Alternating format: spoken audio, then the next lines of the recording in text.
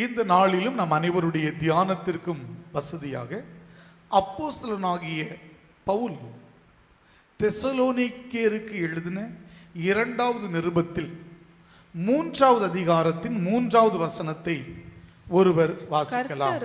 2 தெசலோனிக்கேயர் 3:3. கர்த்தரோ உண்மை உள்ளவர், கர்த்தரோ உண்மை உள்ளவர், அவர் உங்களை ஸ்திரப்படுத்தி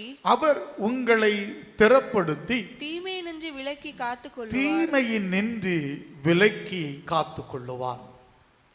கர்த்தரோ உண்மை உள்ளவர், அவர் உங்களை ஸ்திரப்படுத்தி தீமையில் நின்று விலக்கி காத்துக்கொள்ளுவார். சில மனிதர்கள் வசமாக நமது பிள்ளைகளை சில நேரங்களில் ஒப்பு கொடுப்போம். நீங்கள் இந்த இடத்திற்கு தானே போகின்றீர்கள், என்னுடைய மகனை நீங்கள் இந்த இடத்துல டிராப் பண்ணிட்டு போயிருங்க என்று சில வேளைகளில் சிலர் சொல்லுவார்கள். எதற்காக என்று சொன்னால், அந்த மனிதனை நம்பலாம். அந்த மனிதனுடைய வசத்திலேயே நம்முடைய பிள்ளைகளை கொடுத்தால் சரியாய் கொண்டு விட்டு போய் விடுவார்கள். இல்லை என்று சொன்னால் வெளியூருக்கு சிலர் போவார்கள். வெளியூருக்கு போகும்போது அந்த காலகட்டத்தில் எல்லாம் சில ஆண்டுகளுக்கு முன்பதெல்லாம் வெளியூருக்கு போகும்போது வீட்டின் சாவியை அருகாமையில் இருக்கிற ஒரு குறிப்பிட்ட வீட்டில் கொடுத்து விட்டு போய்விடுவார்கள். சொல்லுவாங்க, என் பையன் வந்தா அல்லது என்னுடைய கணவனார் வந்தா இந்த சாவியை கொடுங்க அப்படின்னு. எதற்காக என்றால் அவர்களை நம்புகிறோம். அவர்கள் வசம் இதை கொடுத்தால் அவர்கள் உண்மை உள்ளவர்களாய் அல்லது விசுவாசத்திற்கு உரியவர்களாய் அல்லது நம்பிக்கைக்கு உரியவர்களாய் அதை பத்திரமாய் வைத்திருப்பார்கள். இதுதான் அநேகருடைய எண்ணம். அப்படித்தான் நாம் வாழ்ந்திருக்கிறோம். இந்த அனுபவங்கள் நமக்கு தெரியும். ஆனால் இந்த மனிதர்கள் வசமாய் சில வேளைகளை இப்படி கொடுக்கும்போது நடக்கிற நிகழ்வுகள், சில சங்கடமான நிகழ்வுகளும் நடந்திருக்கின்றது. அவர்கள் வசமாய் கொடுக்கப்பட்ட பொருட்கள் சில வேளையில் களவு போயிருக்கிறது, அல்லது இவர்கள் நல்லவர்கள் என்று நினைத்த விஷயத்தில் நாணயம் தவறி வாழ்ந்திருக்கிறதையும் பல நேரங்களிலும் மனிதர்களாகிய நாம அதை அனுபவித்திருப்போம், அதை மறந்திருக்க மாட்டோம். ஆனால் அப்போஸ்தலனாகிய பவுல் தன்னுடைய வாழ்க்கையிலே அனுபவ ரீதியாக அனுபவித்த ஒன்றை தெசலோனிக்கே திருச்சபையில் இருக்கிற மக்களுக்கு சொல்லுகிறார். அந்த தெசலோனிக்கே திருச்சபையில் இருக்கிற மக்கள் சில உபத்திரவத்தின் வழியாய் போய் கொண்டிருக்கிறார்கள். உபத்திரவம் அவர்களுக்கு பல நிலைகளிலே, பொருளாதார ரீதியிலும் சில உபத்திரவங்களை அனுபவித்தார்கள். சில அதிகாரிகளினாலும் கூட அவர்கள் கிறிஸ்தவர்களாய் மாறினதினாலே சில உபத்திரவங்களை அனுபவித்தார்கள். இன்னும் சொல்ல போனால் ஊழியர்கள் கூட தவறான போதனைகளை கொடுத்து தவறான பாதையிலே நடத்தினார்கள். அப்போது அங்கிருக்கிறவர்களுக்கு பலவிதமான சங்கடமான அனுபவங்கள். என்ன இவர்கள் இவ்விதமாய் நடத்துகிறார்கள்? இயேசு வருகிறார் என்று சொன்னார்கள், இயேசு சீக்கிரமாய் வருகிறார் என்று சொன்னார்கள். நாம் அதற்காக ஆயத்தமாகிறோம். ஆயத்தமாகும் போது அங்கே அந்த காலகட்டத்தில் அவர்களுக்கு கொடுத்த போதனை, அவர் சீக்கிரமாய் வருகிறபடியினால நீங்க அதில் மாத்திரம் கவனம் செலுத்துங்கள், வேறு எதிலேயே நீங்க கவனம் செலுத்த வேண்டாம் என்று கூறினதுனால அநேகர் வேலைக்கு போகாமல் சோம்பேறிகளாய் மாறினார்கள். சோம்பேறிகளாய் மாறி இயேசு வரப்போகிறார், இயேசு வரப்போகிறார், இயேசு வரப்போகிறார் என்றே காத்திருந்து சில பொருளாதார நெருக்கடிகளுக்குள்ளும் அவர்கள் சிக்கிக் கொண்டார்கள். தவறான உபதேசங்களுக்குள்ளும் சிக்கிக் கொண்டார்கள். இப்பொழுது பவுல் அவர்களை சீர்படுத்துவதற்காக கடிதம் எழுதுகிறார். எம்மா, இந்த உலகத்தில் இருக்கிற மனிதர்கள் உண்மை உள்ளவர்கள் இல்லை. இந்த ஊழியர்கள் உங்களை உக்கிரானத்தோடு கூட நடத்துவார்கள் என்றால் இல்லை, அவர்கள் விசுவாசத்திற்கு உரியவர்கள் இல்லை. அவர்களெல்லாம் பெரு வயிற்று நாய்கள். அவர்கள் வேறு காரியத்திற்காக அல்லது பண விஷயத்திற்காக பண ஆசை மிகுந்தவர்களாக அவர்கள் வாழ்ந்து உங்களை வஞ்சித்துக் கொண்டிருக்கின்றார்கள். இவங்கெல்லாம் இப்படித்தான் ஆனா ஒண்ணே நம்முடைய தேவனாகிய கர்த்தர் உண்மை உள்ளவர். அதனால உங்க வாழ்க்கையை அவர் கரத்திலேயே ஒப்பு கொடுங்கள் என்று சொல்லி எங்கே பவுல் அவர்களுக்கு ஆலோசனை கொடுக்கின்றார். எனக்கு அன்பான சகோதரனே சகோதரியே, இந்த உலகத்தில் உன்னையும் என்னையும் நிறைய பேர் அதிகமாய் நேசிப்பதாக சொல்லலாம். உனக்கும் எனக்கும் நல்ல நம்பிக்கைக்குரிய வார்த்தைகளை சொல்லலாம், அல்லது அவருடைய கனிவான வார்த்தைகள் உன்னை நம்பப்படலாம். ஆனால் இந்த உலக உறவுகள் எல்லாம், உலக மனிதர்கள் எல்லாம் நம்மை விட்டு நம்மை ஏமாற்றி விடுகிற ஒன்றாகத்தான் இருக்கிறது. ஆனால் தேவனாகிய கர்த்தர் அப்படி அல்ல, உண்மை உள்ள ஆண்டவர். நமது வாழ்வை அவர் கரத்திலே ஒப்பு கொடுப்போமானால் அவர் விசுவாசத்திற்குரியவராய் ஒப்பு கொடுத்த நம்மை அதிசயமாய் ஆச்சரியமாய் அவர் நம்மை நடத்துவார். ஆமீன், ஹல்லேலூயா. உண்மை உள்ள தேவன். அப்படி உண்மை உள்ள அந்த தேவனை தேடி வந்தவர்கள், நம்பி வந்தவர்கள் வெட்கப்பட்டு போன சரித்திரமே இல்லை என்பதை நீங்களும் நானும் புரிந்து கொள்ள முடியும். வாசிக்க கவனிக்கலாம். ரூத்தின் புஸ்தகம் 2வது அதிகாரம் அதனுடைய 12வது வசனத்தை ஒருவர் வாசிக்கலாம். ரூத்து 2வது அதிகாரம் 12வது வசனம். உன் செய்கைக்கு தக்க பலனை கர்த்தர் உனக்கு கட்டளையிடுவாராக. இஸ்ரவேலின் தேவனாகிய கர்த்தருடைய செட்டைகளின் கீழ் அடைக்கலமாய் வந்த உனக்கு அவராலே நிறைவான பலன் கிடைப்பதாக என்றான். என்னவாம்? மீண்டும் அந்த வசனத்தை வாசியோம். 2:12. உன் செய்கைக்கு தக்க பலனை, உன் செய்கைகளுக்கு தக்க பலன் கர்த்தர் உனக்கு கட்டளையிடுவாராக. கர்த்தர் உனக்கு கட்டளையிடுவாராக. இஸ்ரவேலின் தேவனாகிய கர்த்தருடைய செட்டைகளின் கீழ், இஸ்ரவேலின் தேவனாகிய கர்த்தருடைய செட்டைகளின் கீழ் அடைக்கலமாய் வந்த உனக்கு, அடைக்கலமாய் வந்த உனக்கு அவராலே நிறைவான பலன் கிடைப்பதாக. அவராலே உனக்கு நிறைவான பலன் கிடைப்பதாக. போவாஸ் ரூத்தை பாராட்டி சொல்லுகிறான். எம்மா, நீ சேனைகளின் கர்த்தரிடத்தில் அடைக்கலமாய் வந்திருக்கிறாய், அவரை நம்பி வந்திருக்கிறாய். உன் தெய்வம் வேறு, உன் நாடு வேறு, உன்னுடைய பழக்க வழக்கங்கள் வேறு. இவைகளையெல்லாம் விட்டுவிட்டு இஸ்ரவேலின் தேவனாகிய கர்த்தரை நீ தெய்வமாய் கொண்டு அவரை நம்பி வந்திருக்கிறாயே, அவரை சார்ந்து வந்திருக்கிறாயே.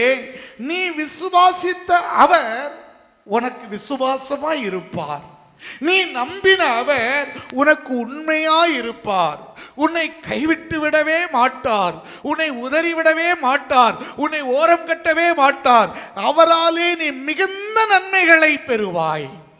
இந்த காலை வேளையில ஆணித்தரமாய் நான் சொல்லுவேன், உன் வாழ்க்கையில எதையோ நீ வீசி எறிந்திருக்கிறாய்.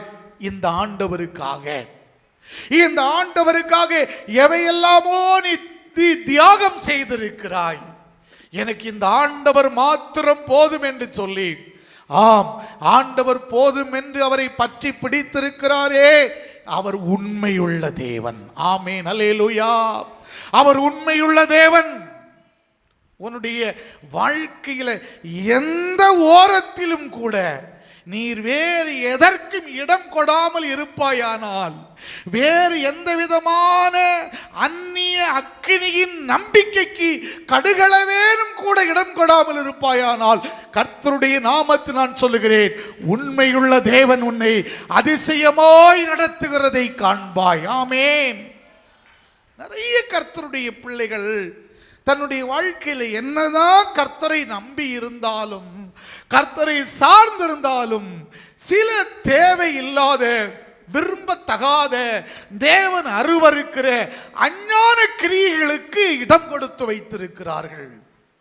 அம்மா, இந்த தேவன் உனக்கு நம்பிக்கைக்குரியவராய், இந்த தேவன் உன் விசுவாசத்திற்குரியவராய் இருக்கணும்னா நீ அவரை விசுவாசிக்க வேண்டிய முறையில் நீ விசுவாசிக்க வேண்டும். அந்நிய தெய்வ வழிபாடுகள், அந்நிய அக்கினி, அந்நிய போதனைகள், தேவன் அருவருக்கின்றதானே எல்லா செயல்கள்ல எங்கேயோ வீட்டின் ஓரத்துல, வாழ்க்கையின் ஓரத்துல இடம் கொடுத்து கொண்டு கர்த்தரும் எனக்கு வேண்டும், இவைகளும் இந்த வழக்கங்களும் எனக்கு வேண்டும் என்று வைப்பாயானால் அவமானப்படுகிற ஒன்ன போல என்ன போல இந்த உலகத்தில் வேற யாரும் இருக்க மாட்டாங்க.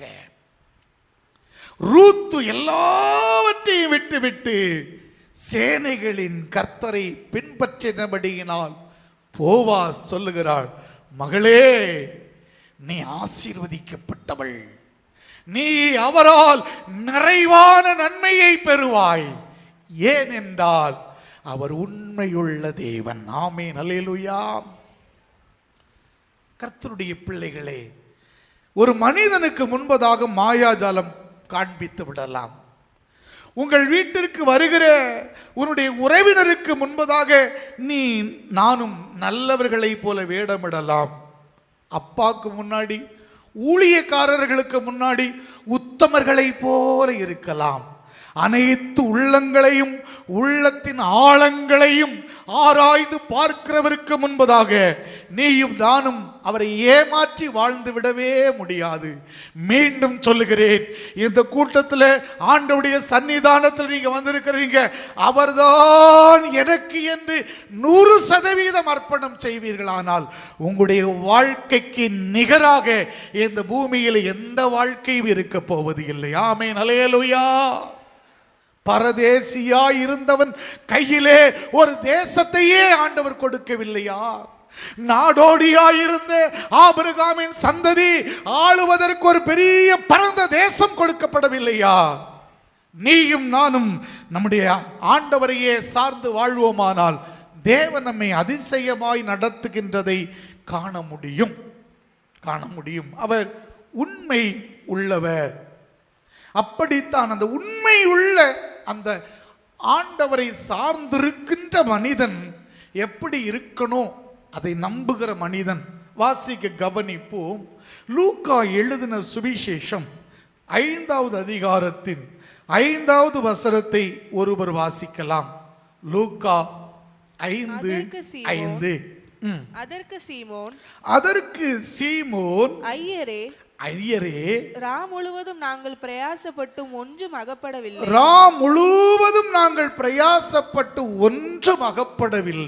ஆகிலும் உம்முடைய வார்த்தையின்படியே வலையை போடுகிறேன் என்றான். நமக்கு தெரியும், இயேசுநாதர் கடற்கரையின் ஓரமாய் போகும்போது அங்கே வலைகளை அலசி கொண்டிருக்கிறார் சீமோன்.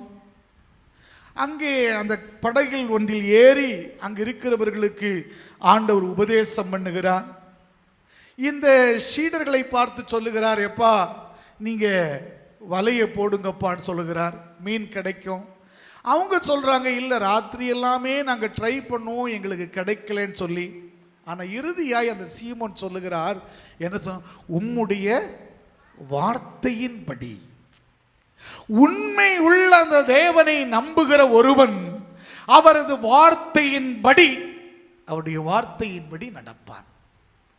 இங்கே நீங்களும் நானும் அமர்ந்திருக்கின்றோம், உண்மையுள்ள தேவனை நம்புகிறோம், அவருடைய வார்த்தை என்ன சொல்லுகிறது என்று வாசிக்கின்றோம். அந்த வார்த்தையின்படி நடக்கின்றோமா? இல்லை.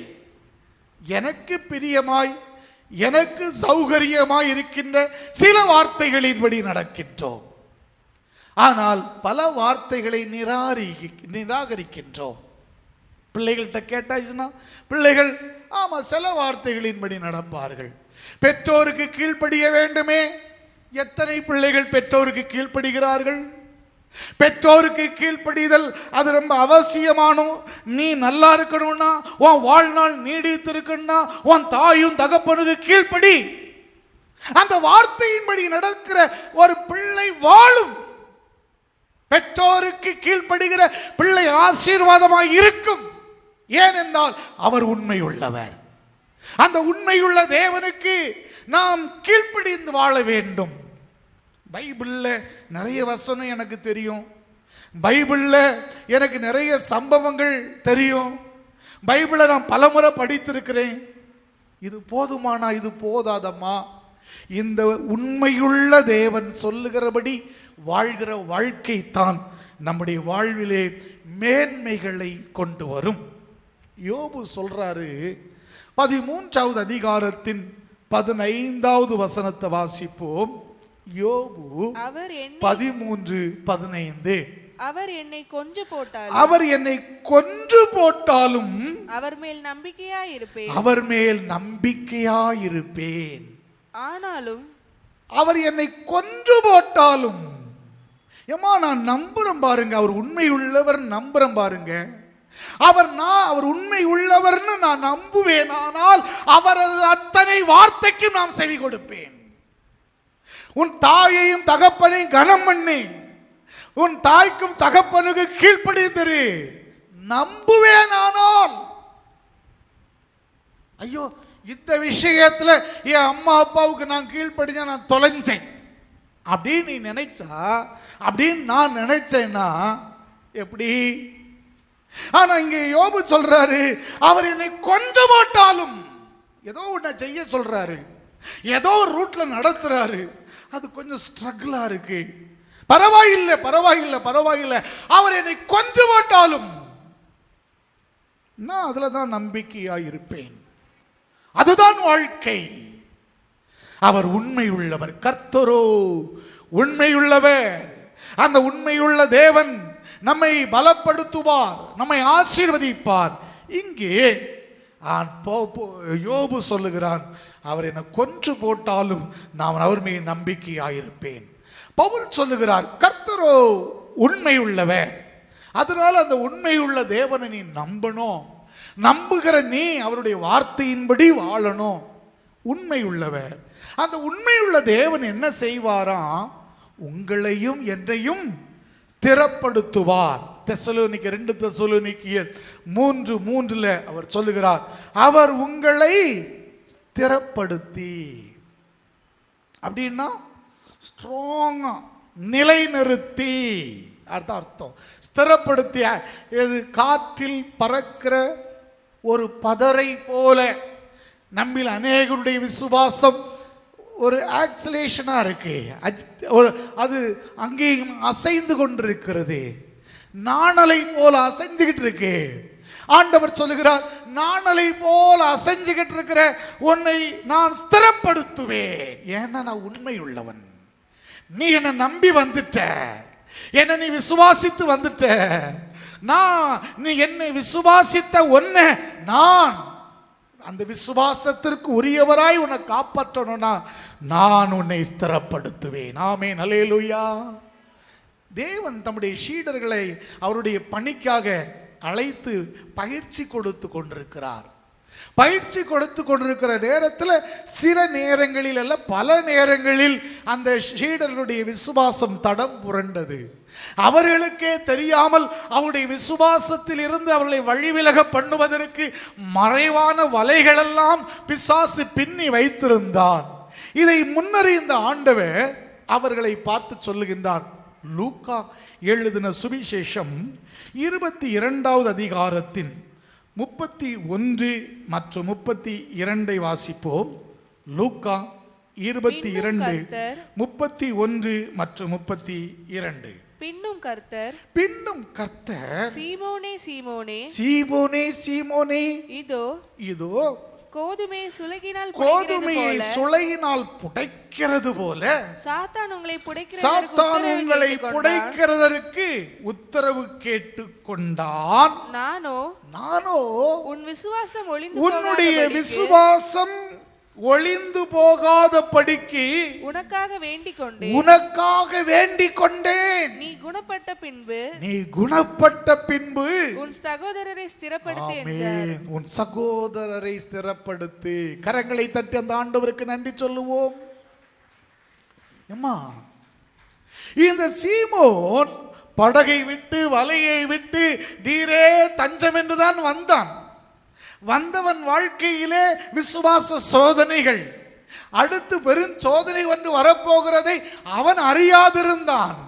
ஆனால் ஆண்டவர் முன் அறிந்து அவனை பார்த்து சொல்லுகிறார், சீமோனே சீமோனே, சாத்தான் உன்னை சொலகுல போட்டு புடைக்கிறதுக்கு பெர்மிஷன் என்கிட்ட இருந்து வாங்கிட்டான், என்கிட்ட உத்தரவு கேட்டிருக்கிறான். ஆனா உன்னுடைய ஃபெய்த், என் மேல வச்சிருந்த நம்பிக்கை நீ இழந்து போய்விடக் கூடாது என்பதற்காக உனக்காக நான் வேண்டிக் கொள்ளுகிறேன். உண்மையுள்ள தேவன், உண்மையுள்ள தேவன். என் வாழ்க்கையை ஆண்டவருடைய கரத்திலே ஒப்பு கொடுத்தேன். அவர் என்னை கைவிட மாட்டார், அவர் என்னை நடத்துவார். என் வாழ்வின் இறுதி வரையிலும் அவர் என்னை நடத்துவார் என்று நம்பி வந்தானே சீமோன். சீமோனை பார்த்துதான் என் தேவனாகிய கர்த்தர் சொல்லுகிறார், நான் உன்னை கைவிட மாட்டேன். உன் விசுவாசம் ஒளிந்து போவதற்கு ஏதுவாய் சத்துரு மறைவாய் வலையை வைத்திருக்கிறான். இல்ல, நான் விட மாட்டேன், ஸ்திரப்படுத்துவேன். ஹல்லேலூயா. கர்த்தருடைய பிள்ளையே, உன் வாழ்க்கையிலும் என் வாழ்க்கையிலும் நடைபெறுகிற சில சம்பவங்கள் நம்மை நிலைகுலைய செய்து விடுகிறது, தடுமாற செய்கிறது, தத்தளிக்க பண்ணுகிறது. தவித்து இந்த உலகமே வேண்டாம், இந்த வாழ்வே வேண்டாம் என்று சொல்லி சில வேளைகளிலே முடிவெடுக்க வைக்கிறது. ஆனால் உண்மையுள்ள என் தேவனாகிய கர்த்தர் உன்னை அவ்விதமாய் செல்வதற்கு அனுமதிக்க மாட்டார். கடைசி வரையிலும் காப்பார். ஆமென், ஹல்லேலூயா. நீ அநேகரை ஸ்திரப்படுத்துவாய், நீ அநேகரை ஸ்திரப்படுத்துவாய். இன்னைக்கு தடுமாட்டம் போல உனக்கு தெரியலாம், இன்றைக்கு தத்தளிப்பு போல உனக்கு தெரியலாம். இந்த படகு கரை சேருமா என்று சொல்லி நீ கண்கலங்கி நின்று கொண்டிருக்கலாம். உன் விசுவாசம் தளர்ந்து போகாதபடிக்கு உனக்காக எனக்காக ஏதோ ஒரு பெரிய ஊழியக்காரன் ஜெபம் பண்றது இல்லம்மா, சேனைகளின் கர்த்தர் ஜெபம் பண்ணி இருக்கிறார். ஆமென், ஹல்லேலூயா. என் தகப்பன் ஒரு காரியத்திற்காக ஜெபம் பண்ணுவாரானால் அந்த ஜெபத்திற்கு பதில் நிச்சயம் உண்டு. ஆமென், ஹல்லேலூயா. தடுமாறத்தான் செய்தான் இந்த பேதுரு. ஒரு பெண்மணி வந்து இவனும் அவனோடு கூட இருந்தவன் தான் என்று சொன்னபோது, ஐயையோ அவர் எனக்கு தெரியாதுன்னு சொல்லி சபிக்கவும் சத்தியம் பண்ணவும் துவங்கினான். விசுவாசத்திலே தளர்வு இருந்தது. கர்த்தர் கைவிட்டாரா என்றால் இல்லை. சேவல் 3ஆம் தரம் கூவிய போது அப்போ அந்த பார்வையை, இயேசுவுடைய அந்த முகத்தை கூட ஏறிட்டு பார்க்க முடியாதபடிக்கு மார்பில் அடித்து கொண்டவனாய் மனம் கசந்து மனம் உடைந்து, ஆண்டவரே என்னை மன்னியும் என்று சொல்லி மறுபடியும் தன் வாழ்க்கையை அவன் ஆண்டவருடைய பாதத்திலே அர்ப்பணித்தான் அல்லவாம். இந்த அர்ப்பணத்திற்கு காரணம் என் இரட்சகருடைய ஜெபம். உன் விசுவாசம் ஒளிந்து போக கூடாதபடிக்கு நான் வேண்டிக் கொண்டேன். தம்பி, தங்கச்சி, உன் வாழ்க்கையில் இப்படிப்பட்ட இடரல்கள் வந்தது உண்டு, உன் வாழ்க்கையில் இப்படிப்பட்ட கண்ணீர் சோதனையான அனுபவங்கள் வந்தது உண்டு.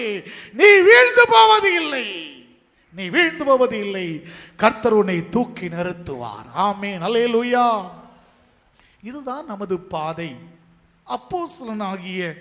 அப்போஸ்தலரின் புஸ்தகத்துல 14வது அதிகாரம் 22வது வசனத்துல வாசிப்போம். அப்போஸ்தலர் நடபடிகள் 14:22. சீஷருடைய மனதை திடப்படுத்தி விசுவாசத்திலே நிலைத்திருக்கும்படி, சீஷருடைய மனதை திடப்படுத்தி விசுவாசத்திலே நிலைத்திருக்கும்படி அவர்களுக்கு புத்தி சொல்லி, நாம் அநேக உபத்திரவங்களின் வழியாய் தேவனுடைய ராஜ்யத்தில் பிரவேசிக்க வேண்டும் என்று சொன்னார்கள். திறப்படுத்துகிற கர்த்தர்.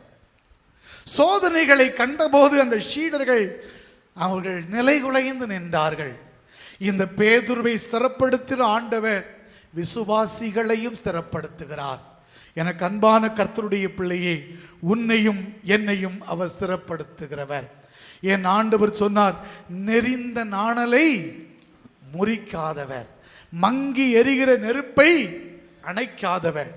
மங்கி எரிகிற நெருப்பை அணைக்காமல் நெறிந்த நாணலை முறிக்காதவருமாக இருக்கிற என் தேவனாகிய கர்த்தர் உன் விசுவாசமும் என் விசுவாசமும் தளர்ந்து போய்விடாதபடிக்கு, விசுவாசத்தில் பின்னிட்டு போய்விடாதபடிக்கு அவர் நமக்காக ஜெபம் ஏறெடுத்திருக்கின்றார், ஜெபித்திருக்கின்றார். உண்மையுள்ளவர் கர்த்தரோ, உண்மையுள்ளவர். அவர் உங்களை ஸ்திரப்படுத்துவார். தொடர்ந்து அந்த 2 தெசலோனிக்கேயர் 3வது அதிகாரத்தின் 3வது வசனத்தை வாசிப்போம். கர்த்தரோ உண்மையுள்ளவர், அவர் உங்களை ஸ்திரப்படுத்தி தீமையினின்று விலக்கி காத்துக் கொள்ளுவார். தீமையில் இருந்து விலக்கி காத்துக் கொள்வா. எதிலிருந்து விலக்கி? தீமை. தீமை மனிதர்களால் கூட பல நேரங்களிலும் நம்முடைய வாழ்க்கையில் வருவது உண்டு. பொறாமை கொண்ட மனிதர்கள் ஊழிய பாதைகளிலே, இன்னும் வேலை ஸ்தலங்களிலே வாழ்ந்து கொண்டிருக்கும் போது அக்கம் பக்கத்தினரால் பொறாமை கொண்ட மனிதர்களினால் தீமை வருவது உண்டு. பவுல் நேர்த்தியாய் ஊழியம் செய்து கொண்டிருக்கும் போது அவன் தன்னுடைய ஊழியத்தில் ஏற்பட்ட தீமையை சுட்டி காண்பிக்கின்றார். 2 தீமோத்தேயு 4வது அதிகாரத்தின் 14வது வசனத்தை ஒருவர் வாசிக்கலாம். கண்ணனாகிய அலெக்சாந்தர் எனக்கு வெகு தீமை செய்தான். எனக்கு வெகு தீமை செய்தான். அவனுடைய செய்கைக்கு தக்கதாக கர்த்தர் அவனுக்கு பதிலளிப்பாராக. ரொம்ப தீமை செய்தான். ஒரு குறிப்பிட்ட அதிகாரி ரொம்ப தீமை செய்கிறான். சில அதிகாரிகள் உங்களுக்கு தீமை செய்வார்கள். சில பொறுப்பில் இருக்கிறவர்கள் தீமை செய்வார்கள். அக்கம் பக்கத்தில் இருக்கிற சில மனிதர்கள் ஏனோ தீமை செய்வார்கள். ஆண்டவரோ உண்மையுள்ளவராயிருந்து நம்மை ஸ்திரப்படுத்தி எல்லா தீமையிலிருந்து விலக்கி காப்பவர் அல்லவா.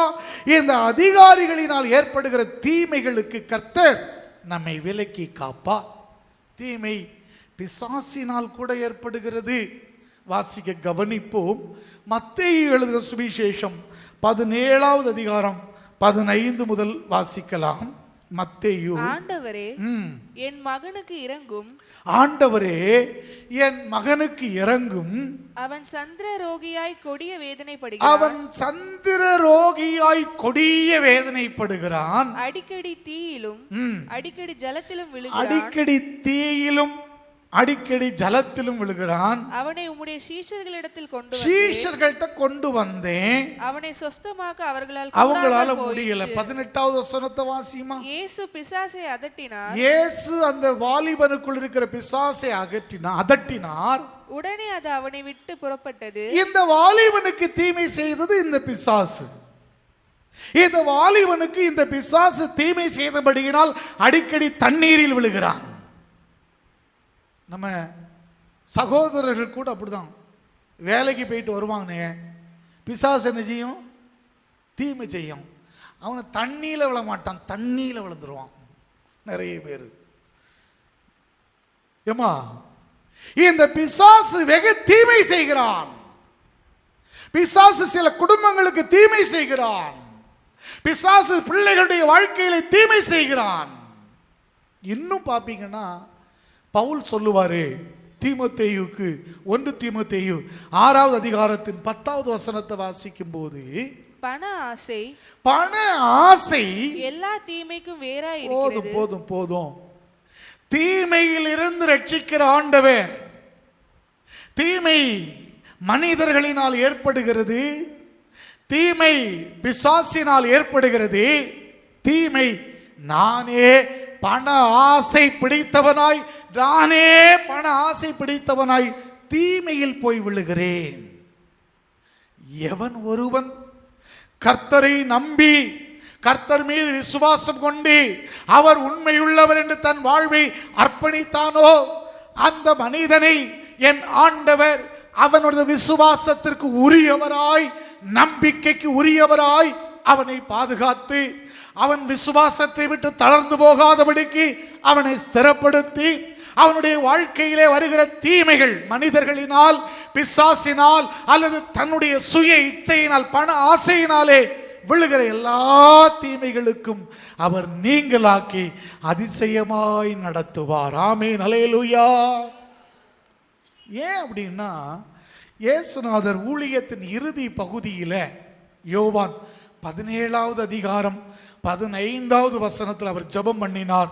தன் சீடர்களுக்கு, தன் சீடர் ஊழியம் செய்த போது அவருடைய வார்த்தைகள் மூலம் வருகிற, அவருடைய வார்த்தையை கேட்டு விசுவாசித்த அத்தனை பேருக்காகவும் அவர் ஜெபம் பண்ணினார். எப்படி ஜெபம் பண்ணினார்? யோவான் 17:15, நீர் அவர்களை உலகத்திலிருந்து எடுத்துக்கொள்ளும்படி, ஆண்டவரே சிரமத்தையும் கஷ்டத்தையும் போராட்டத்தையும் என்னுடைய சீஷர்கள் இந்த உலகத்திலே அனுபவிப்பார்கள். எனவே அப்படி பாடுகளை அனுபவிக்கிற சீஷர்களை நீ இந்த உலகத்திலிருந்து எடுத்துக்கொள்ளாமல், நான் வேண்டிக் கொள்ளாமல், நீர் அவர்களை தீமையிலிருந்து காத்தால் போதுமானது. கரங்களை தட்டி அந்த ஆண்டவருக்கு நன்றி சொல்லுவோம். பிரச்சனை வந்தது என்னை எடுத்துருங்கப்பான்னு நம்ம சொல்லுவோம். ஆனா நீ நானும் அங்கே எடுத்துக்கொள்ளப்படக்கூடாது, இந்த தீமை மாத்திரம் தான் அகற்றப்பட வேண்டும் என்று என் ஆண்டவர் 2000 ஆண்டுகளுக்கு முன்பதாக ஜெபம் பண்ணிவிட்டார். அல்லேலூயா. பூமியில 2 பேர் ஒருமனப்பட்டு எதை கேட்டாலும் சர்வ வல்லமை உள்ள ஆண்டவர் அந்த ஜெபத்துக்கு பதில் கொடுப்பாரே. இயேசுநாதர் ஜெபம் பண்ணினார், தீமையிலிருந்து ரட்சியும் என்று. அதே ஜெபத்தை நீங்களும் நானும் அவரோடு கூட இணைந்து இந்த தீமையிலிருந்து என்னை ரட்சியும் சொல்லி ஜெபம் பண்ணுவோமானால் நம்முடைய வாழ்வு இன்பமாய் மாறும். ஆமீன். ஹல்லேலூயா. சத்தமா ஹல்லேலூயா. உலகத்தில் இருக்கிற தீமைகளில் இருந்து ஆண்டவர் நம்மை விடுவிக்கிறவர். சீடர்கள் எல்லாம் போனாங்க. யோவான் தன் சீடர்களுக்கு ஜெபம் பண்ணுறதுக்கெல்லாம் சொல்லி கொடுத்தாரே, நீங்களும் எங்களுக்கு சொல்லித்தாங்க. ஜெபத்தை சொல்லி கொடுக்கும் போது இப்படிதான் சொன்னார். என்ன சொன்னாரு? பரமண்டலங்களில் இருக்கிறீங்கள் பிதாவே அப்படின்னு துவங்கின ஜெபத்தில் தீமையிலிருந்து எங்களை ரட்சித்துக் கொள்ளும் ஜெபம் சொன்னார். அம்மா, அவர் உண்மையுள்ளவர். அவர் உங்களையும் என்னை சிறப்படுத்துகிறவர். அவர் உங்களையும் என்னையும் தீமையிலிருந்து பாதுகாக்கின்றவர். இந்த காலை வேளையில் சொல்லட்டுமா, கர்த்தர் எல்லா தீங்கிற்கும் நம்மை நீங்களாக்கி ரட்சிப்பார். ஆமீன். ஹல்லேலூயா. அப்படி எழுந்து நின்று நம்மை ஆண்டவருடைய கரத்திலே அர்ப்பணம் செய்வோமா? எல்லாரும் எழுந்து நிற்போம். கர்த்தர் எல்லா தீங்கிற்கும் விலக்கி என்னை காத்திடுவார். கர்த்தர் எல்லா தீங்கிற்கும் விலக்கி என்னை காத்திடுவார். அவரது ஆத்துமாவை அனுதினம் காத்திடுவார். அவரது ஆத்துமாவை அனுதினம் காத்திடுவார். உதவி வரும் கண்மலை நோக்கி பார்க்கின்றேன். வானம் வையம் படைத்தவரை நான் பார்க்கின்றேன். உதவி வரும் கண்மலை நோக்கி பார்க்கின்றேன். வானம் வையம் படைத்தவரை நான் பார்க்கின்றேன். போகும் போதும் காக்கின்றா, திரும்பும் போதும் காக்கின்றா. போகும் போதும் காக்கின்றா, திரும்பும் போதும் காக்கின்றா.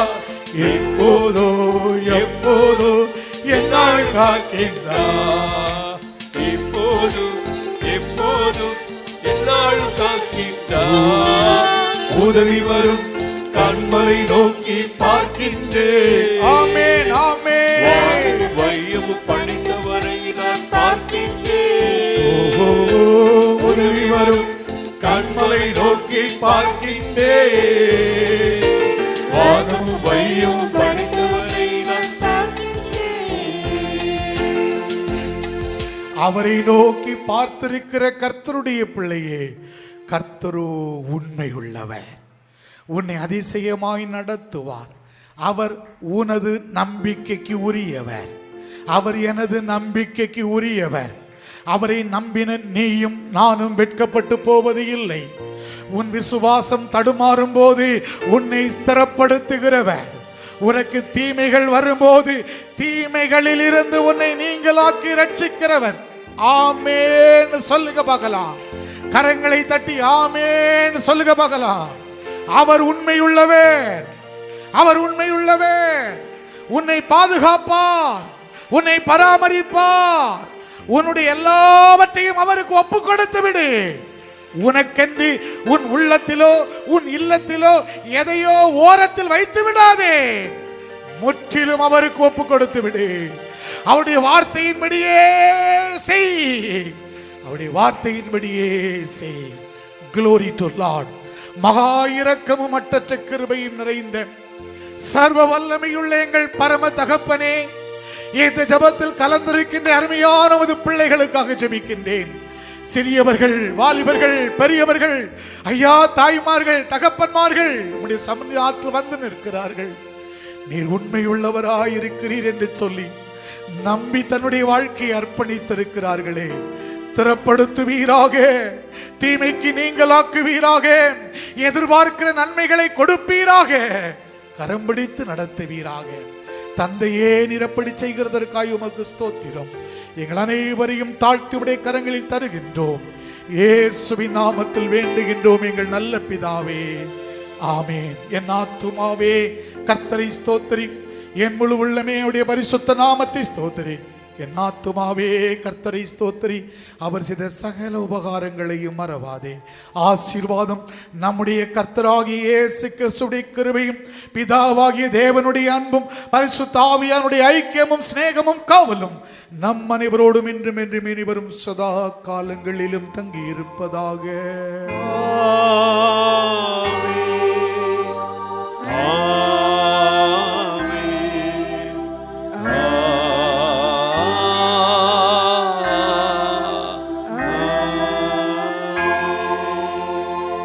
சமாதானத்தோடே புறப்பட்டு போங்கள்.